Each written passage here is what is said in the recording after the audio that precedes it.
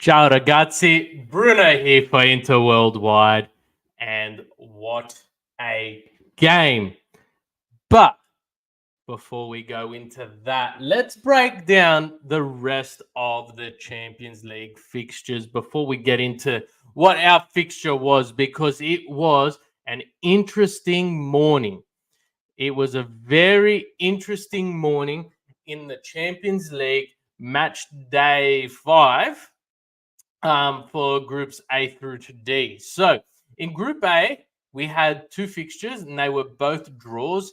Galatasaray hosted Manchester United and came from 2 goals down, Galatasaray, to make it 3-3 and basically put one nail into the coffin of Manchester United. With that being said, Bayern Munich have already qualified, but between second and fourth there is 1 point, with Copenhagen and Galatasaray both having 5 and Manchester United having 1. So when Manchester United fights Bayern Munich, it is for everything for United, nothing for Munich. And we move into the second group. We had Arsenal taking on Lens, and Arsenal dominated from the get-go with the first goal coming in the 13th minute, and the 6th goal with a Jorginho penalty. That guy can't score for Italy but can score for Arsenal, a penalty, making it 6-0 against Lens, whilst Sevilla fell short against PSV Eindhoven. And the way that group sits is that Arsenal is through in first spot, PSV will take on Lens to see who can battle it out. But then Group C saw fellow compatriots Napoli travel and face Real Madrid. They started the game. They scored, made it 1-0 after 10 minutes. After 11 minutes, they made it 1-1. It was 2-2 just past second. And then it basically ended up 4-2 with 2 late goals to Real Madrid. Napoli are on 7 with Braga on 4. Let me just have a quick check to see who they play. Napoli do take Braga, so a point for Napoli there means they qualify. A loss there could potentially spell their demise. And then Real Sociedad taking on Salzburg. And it was a 0-0 fixture, leaving Real Sociedad in first place on 11 points. But the fixture we are all here to see and all here to talk about is Befica facing Inter C, maybe to an extent. When I saw this lineup, I thought to myself, Inzaghi is not taking this fixture seriously at all. And, you've got Arnautovic and Sanchez up front, Augusto, Klassen, Aslani, Fratesi, Damian in the mid, Acerbi, De Vrij, Bisek in the back line, followed by Aduero in goals. I think that's how you pronounce his name. Now, a former player came to put a 3-0 advantage to Benfica. João Mario scoring 3 goals in the first half for a first half hat trick. But Ian, Benfica 3, Inter B 3. Call it Inter C, but I see where you're going with that. Eduardo, Pazza Inter, yes, Pazza Inter for sure. Another Eduardo, Pazza Inter, Amala, bro. So happy this game meant nothing. Otherwise, I would have had a heart attack. Now on to Napoli and La Real, the important games. Yes, you could see that this lineup was focused around the next and upcoming fixtures of Napoli. At the end of the day, Anthony mentioned it 2 days ago where he said Inzaghi is going to plan his Napoli lineup and then work backwards. And I expected a shake-up. I didn't expect this much of a shake-up. Out of everyone who played today, I see potentially one player starting against Napoli, and that is De Vrij or Acerbi. Might be 2. When was the last time an Italian team came from 3-0 down in Europe? This Inter Milan second B team, and look what we did in the second half. Yes, Giannis. Giovanni, I missed the last 30 minutes. I had an activity class in university. I heard we could have won it. Old cliche, the tale of 2 halves. That it is definitely, Jean Mario did get man of the match, but that's due to his hat trick. Barella hit the bar in the 95th post. Look, I didn't actually see the 95th minute.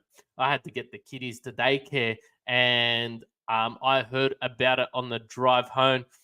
Bruce Wayne, I thought Barella post goal was goal and started celebrating. Yes. Anthony, this result's not going to fit you guys. Unlike us at Milan with our loss versus Dortmund, basically put us 1 foot out of the competition, needing a miracle to go through. Yeah, where's your result? Yes, 3-1 against Dortmund is definitely not a fixture, a game you wanted to see. AC Milan, they need to beat Newcastle.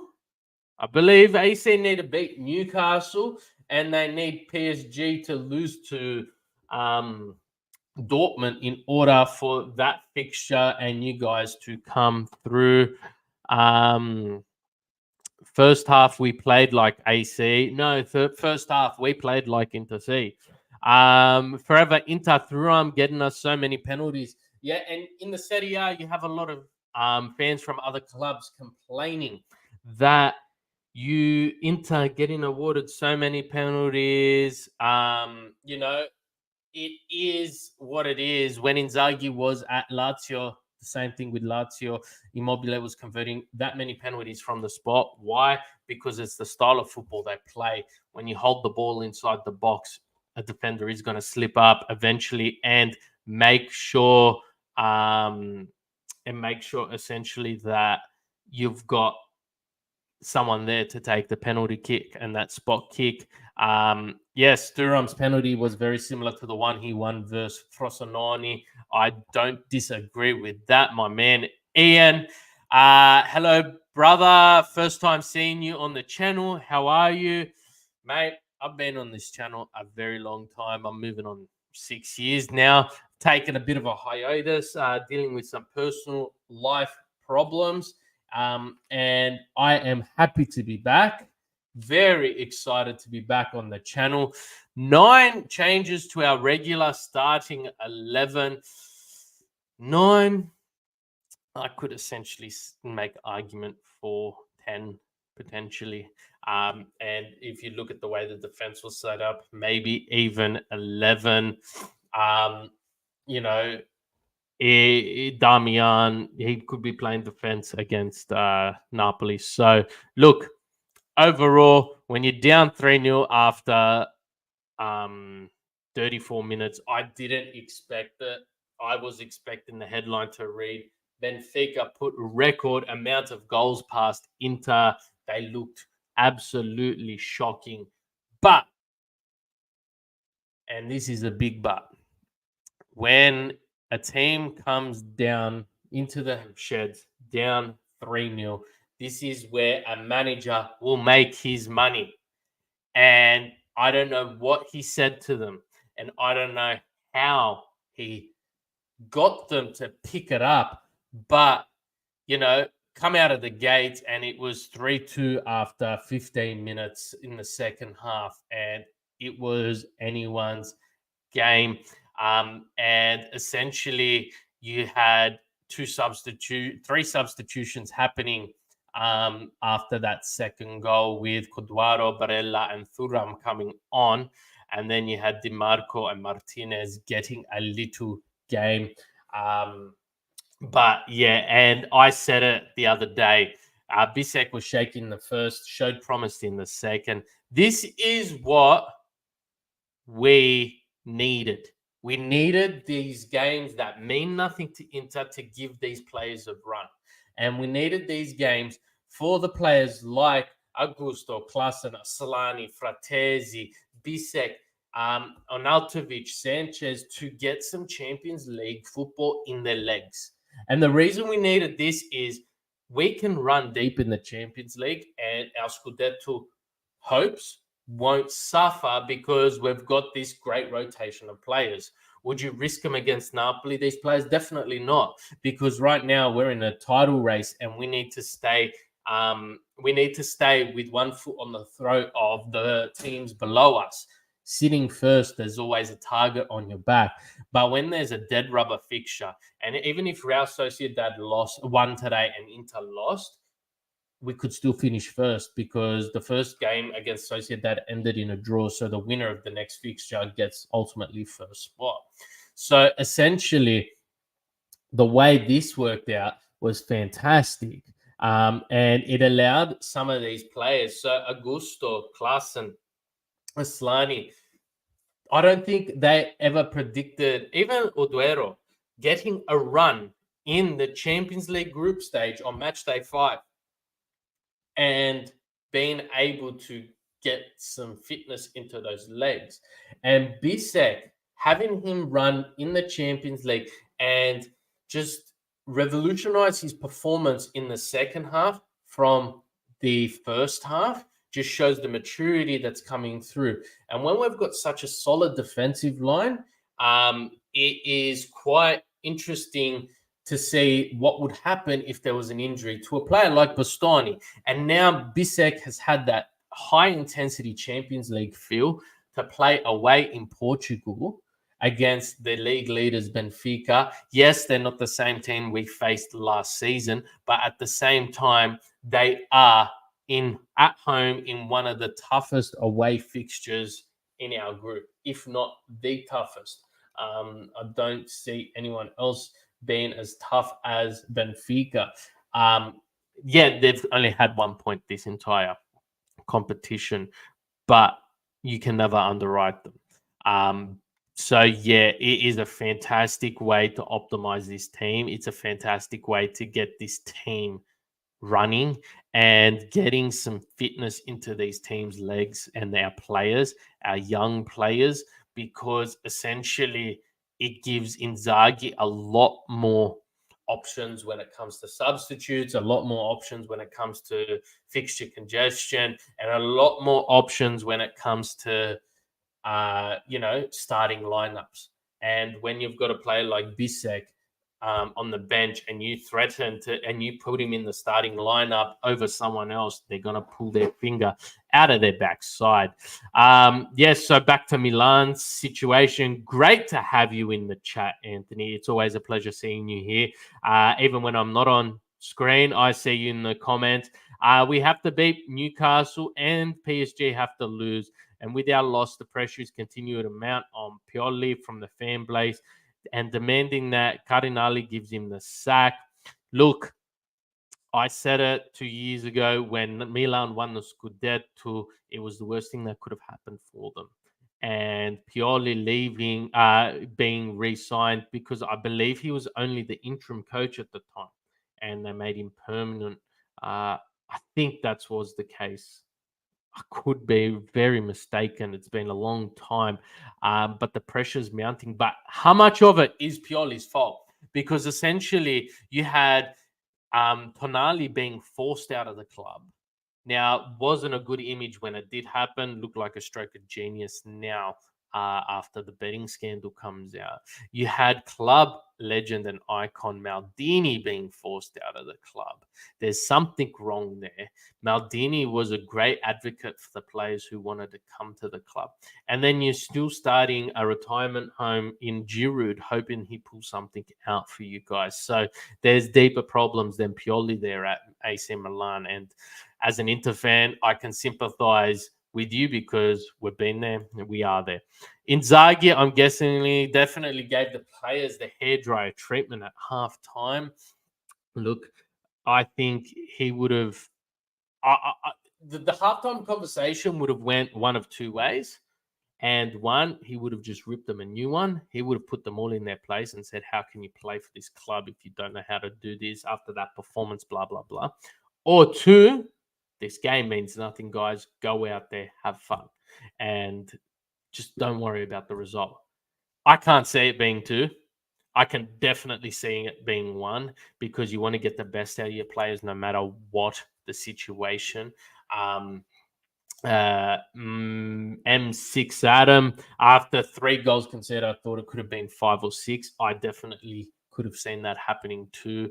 The first goal was great. The second goal was just terrible defense, lack of communication. And that's what happens when you rotate 9-10 players out of your starting squad that took on Juventus. You have that lack of communication,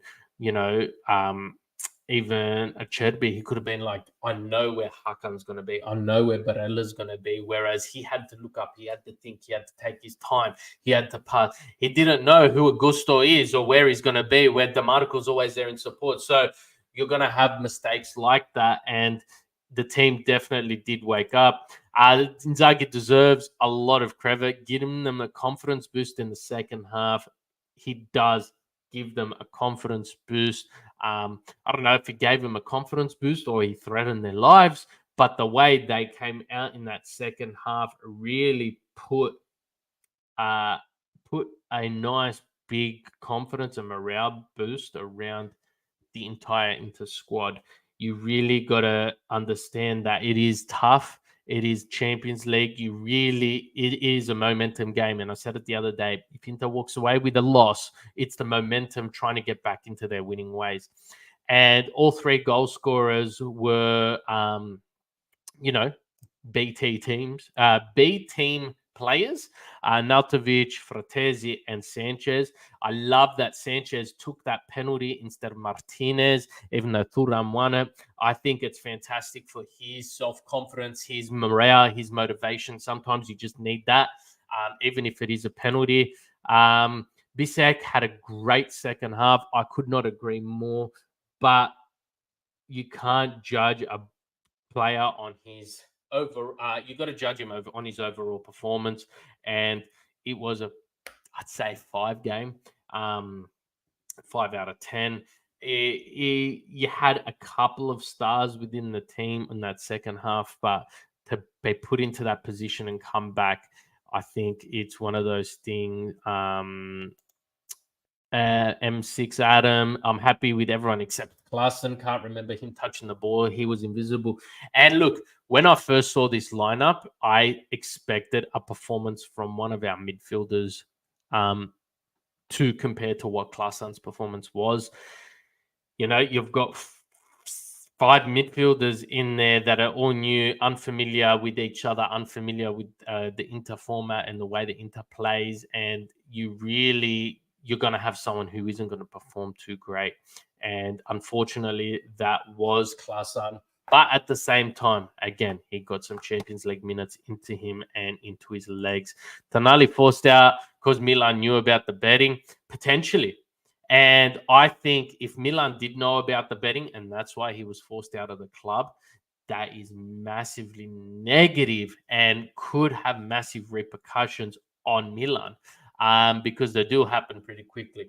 Again, if that's the case, I think it's absolutely disgusting, and there would be massive legal repercussions if it comes out Milan knew about it and offloaded him to Newcastle. But then you've also got Newcastle dangling that carrot of Arab money. So it could be. Of course, it had to be Jean Mario. Who else? I love that it was Jean Mario, but who else would it have been? Honestly, on that team, anyone could have scored a hat trick the way Inter played that first half, but the script doesn't work well if it's not Jean Mario and him coming back to haunt us. Newcastle wanted Tonali as an opportunity for management to cash in and reinvest in the squad to complete in 3 competitions. It was not because of Tonali's situation. Look, Anthony, as a Milan fan, I'm sure that that's what you think. As an outsider without our Milan goggles on, it is difficult to say because Tonali was meant to be the heart of that club for a very long time. One of those players that even if you got offered 150 million, you did not want to let go of because you were building a club and you were building a dominant force, and it just did not make sense. And even for the player, he didn't want to go, and he was quite adamant that I don't want to leave this club. So at first I thought, yeah, definitely a money issue. And then, getting the money is fantastic. But then you have this, the second wave come through of Tonali leaving the club, but also Maldini being forced out of the club. So it raises some suspicions there. But if Newcastle have any wind of Milan knowing about it, they're going to have their best lawyers on this case, and it will be horrible news for Newcastle. For AC, sorry. But we're not here to talk about AC Milan right now. We're here to talk. What's your thoughts on the replacements, Anthony? Seemed good on paper to me. Anthony, let us know. Love the in-chat conversations happening while you're doing that. I'll keep going. Look, it was a fantastic showing, and I never expected anything from this game. I was optimistic we could have won 2-1, 2-0.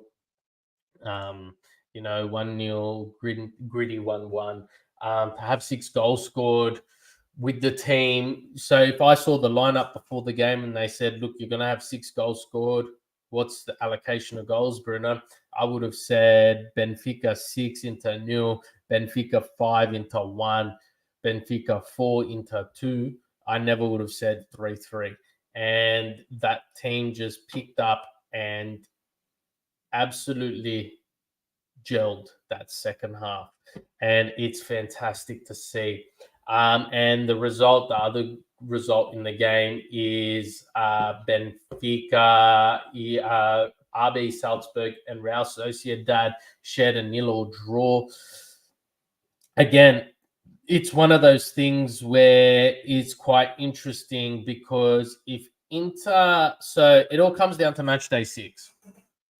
And if Inter and Sociedad draw head to head, they've gotten 2 points each. And then we look at goal difference. Inter's had Sociedad's had 7-4, 2 against, so it's a goal difference of 5.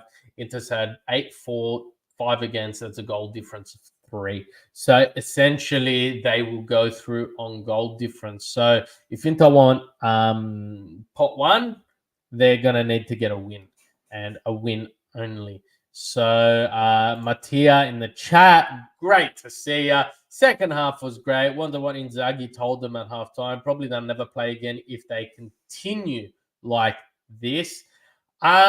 He may have said that, but at the same time, I don't think he would have went into that game with intentions of not going down. It would be interesting to see. It would be very interesting to see the post-match conference if 3-0 result continued. But I think that it was a very positive team outcome overall. So essentially, it's one of those things where just realized why my head's done to it. I'm wearing my glasses. I think it's quite easy to see what he tried, and it paid off. It honestly paid off, and it is fantastic to see that it did play off. And just back to Ian, if anyone plays Football Manager, Inzaghi's halftime talk went as this: throw water bottle, 100%. I think it gives me vibes of Balotelli. I think it was smashing the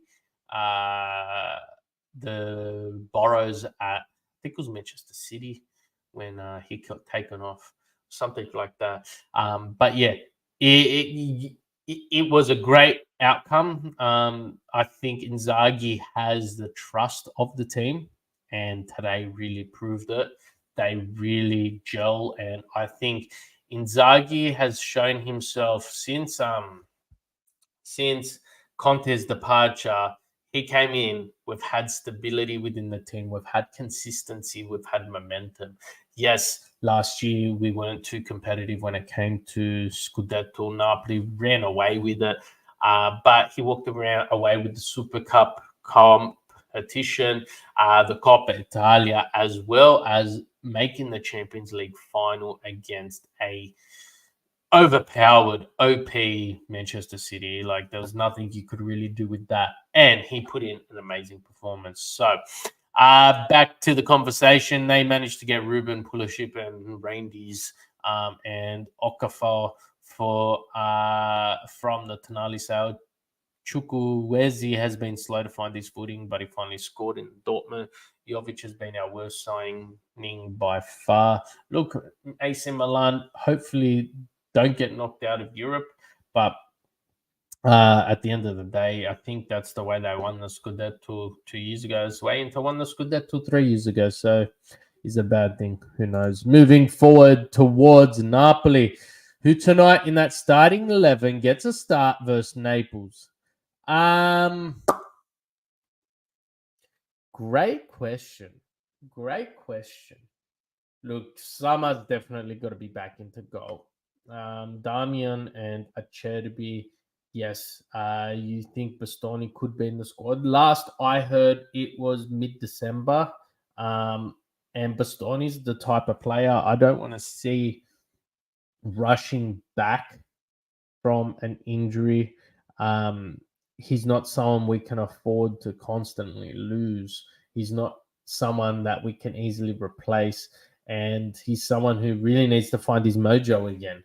So I think if he's 95% fit, you give him the week off, because 3 points against Napoli, is it worth Bastoni being out for another 2 months, essentially? So I would rather 100% Bastoni play, and 100% fit as Bastoni play, and we run the Fry, Acerbi, and Damian potentially. So I think that's how it goes. Thuram, Martinez, they just got some sweat running through their body today. They really didn't come on to try and win a game. They came in. They came in to just basically get a run around. Who else out of the starting 11? Fratesi potentially. I might start Hakan, Fratesi, Barella. But it just depends on how Inzaghi approaches this game, because everything can get thrown out the window. But yeah, it's going to be interesting, and I'm sure we're going to be doing a video in regards to the Napoli fixture. When is the Napoli fixture? If you don't mind me asking myself, I don't know if we played the early game. I'm pretty sure it is. It is Monday Australia's time, so Sunday everywhere else in the world, essentially. And we face them. So yeah, we play them on Monday. Our last match against them was May this year. We lost 3-1 to them, with goals coming from Anguissa, Di Lorenzo, and Gaetano, and Lukaku scored a consolation. That's right. It was the 4 goals in the second half fixture. And then if we go back, the game before that, Dzeko scored to break their unbeaten start to the season. But in our last 32 matches, Napoli has won 12. We have drawn 10 with them and beat them 10 times. So the favor is slightly in Napoli's way. But this is Serie A, this is football, this is Inter. Anything is possible. Your first and second team is good enough to win the Scudetto and possibly another deep run in the Champions League. I believe so. I believe this team does have the pedigree. After watching some of the games this morning, Bayern Munich are achievable to beat. You know, no team really scares me. I've always been an avid supporter of, yeah, it's nice to have a nice cushioned run, 1 or 2 match days into the knockout stages. But at the same time, you need to beat the best to be the best. And no team really scares me. If I wanted to avoid any team, it'd probably be Real Madrid and Manchester City. Manchester City's just unstoppable at the moment, and Real Madrid is Real Madrid. Champions League is their DNA. So that will be very interesting, but definitely a Scudetto race is probably where we want to be. We want that second star. I hope AC finish third or second. Both Juve and AC not playing in Europe is dangerous. 100%. 100%.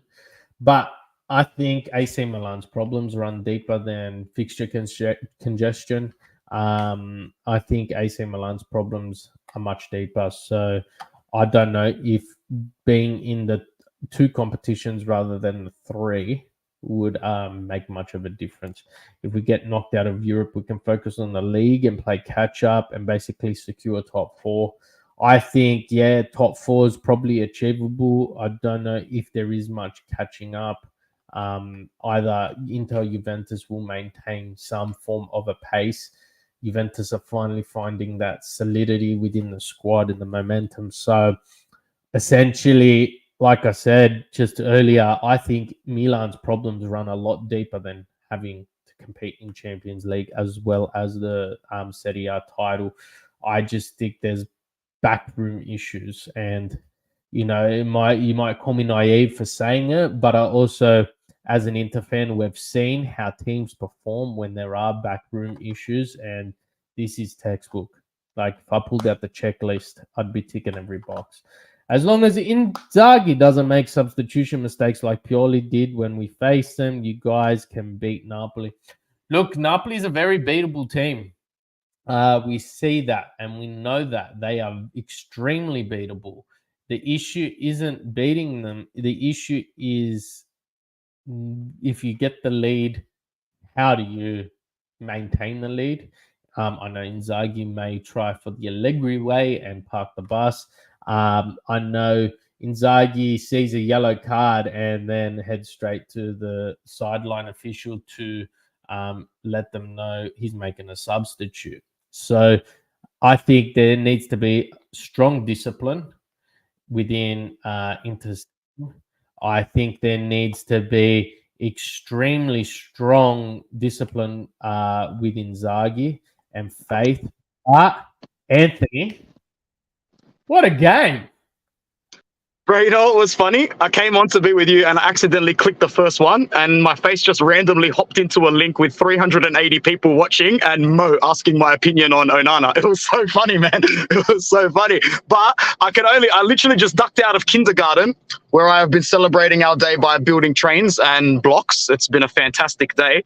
And I just want to ask you, Bruno, besides FC Porto and Sporting Lisbon, if you backed a Befica fan into the corner and said, obliterate one club from the world of football, what would it be? Who do you think they choose? 100%. 100%. Benfica and it had to be Jean Mario. I didn't care at that point because of what he did to Juve last season. This guy just wants to see Serie A burn.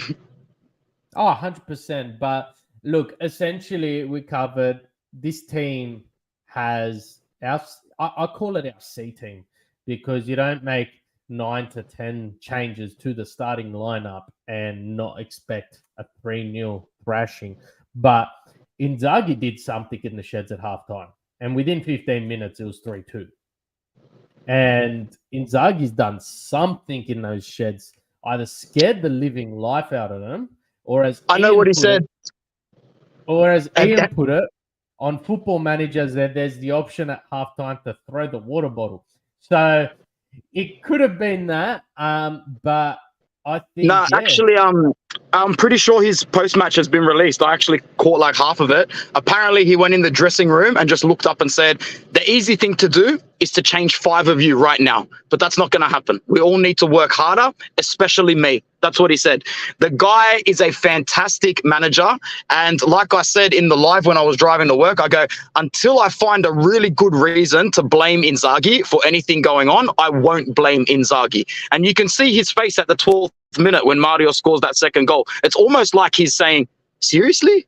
Seriously, you lot? This is what I get for basically revving you up in training, G'ing you all up. You couldn't even get to halftime at 1-0. You're really going to throw it away like that? I reckon the third goal that they scored, better for us than going into the break at 2-0. The third goal is what ignited the fire at the cooler and went, whoa, whoa, whoa. No. This isn't happening today. Now this is serious. Now we're taking it personally. And I'm really happy because the second half, I haven't watched a minute, but apparently we were out of the gates like Maccabi Diva, brother. Bisek had a blinding second half, was absolutely phenomenal. The substitutes came on to get some fitness through their legs, just to make things official. But I think one of the better things we could have done, and I'm glad to have seen it, was Sanchez take that penalty just to give him that morale boost, that momentum boost to show that the club has faith in him. Especially when you've got Martinez and Thuram on the field, you give that penalty to Sanchez, and it gives him that boost. But it was a great showing from all the team. We didn't make a substitute until I think it was the 67th minute, and it was at that point that it was back to 3-2. So essentially, the starting lineup that we saw, there was 10 changes. I could argue 11. There was 10 changes, and I think they performed as good as they can. And you could see the lack of chemistry in that first half, but they gelled. and they managed to pull something out, and that's what we saw. And it's exactly how you said it. Inzaghi planned his lineup for Napoli and said, I want not 10 out of these 11 players to not play Champions League. And he even took some more off. Yeah. Not only that, we always say, like, if you're going to pick anybody that you want to score, always choose the strikers, because that's what matters more than anything. Yeah, it's nice seeing players score that don't usually score, but it's nice seeing them score when it's 4-0, 3-0. What you really want is you want your forwards and your strikers to feel valuable and important all the time. So today, before the game, if you had asked me, Anthony, pick 2 goal scorers that you want more than anything in the world, I would have said Arnautovic and Alexis Sanchez. Simple as that. If the least that they can do in this game is grab a goal or an assist, that will spell them for the 15, 20 minutes that we need them off the bench. We know that we aren't going to require these guys for 90 minutes, 94 minutes. But at the same time, Bruno, you can't expect them to rot on the bench and then save your ass in the 75th minute when you click your fingers. What today did was give the stamina, the minutes, the energy, the confidence, and the statistics back in their court, back in Sanchez's court, back in Arnautovic's court. Apparently, Fratesi scored a Fratesi sort of goal. He's going to be buzzing as well. Bissek comes off at 0-3, has an assist, and finishes the game at 3-3. You know, at the end of the day, no one's going into that dressing room upset at the end of the game. And now you might even argue that drawing this game as opposed to winning keeps their teeth drooling for Napoli. It keeps them with like a dog-level bark ready to go. Yeah, well, I missed it, but the chat's been telling me Barella hit the post in the 95th minute. Yeah. So he'll be the only one. He'll be the only one sooking in the locker room now because it's all about him. Yeah, and essentially that's where it is. But Inter need a win against Sociedad to win the group. A draw's not good enough anymore because the goal difference. But looking forward, Napoli, this team are hungry. And the majority of this team starting lineup will be on the bench against Napoli, and they will be hungry to get on that pitch. They will be hungry to absolutely rip a new one on that pitch and prove to Inzaghi we're not just someone you chuck in when the game means nothing. Exactly. Sorry, Bruno, I have to go because it's recess time, aka the best time ever out of school. So thank you so much for doing content, brother. I really appreciate it, and thank you to the chat. No problems. Take care, Anthony. Forza Inter. See you, bro. Thank you. Forza Inter. No. So, yes. And M6 Adam, what do you think about Klassen? His thoughts will be a mirror of what I've said. I think essentially you can't really do too much in regards to having so many changes and expecting everyone to click straight away. But it would have been nice. Napoli did play a full squad against Real because their game meant everything to them. If they beat Real, they would have qualified. If they got a draw against Real, they would have qualified. So essentially, they wanted to go guns blazing against Real. And it makes sense because Real's not like Bayern Munich where I've qualified and I'm going to take my foot off the pedal. They just need to keep hungry, and we've seen it in La Liga. They've slipped up way too many times to not actually start caring. So I think Napoli's going to be fatigued, but at the same time, we are playing the late fixture. We're not playing on a Saturday. We're playing on a Sunday in Europe, Monday in Australia.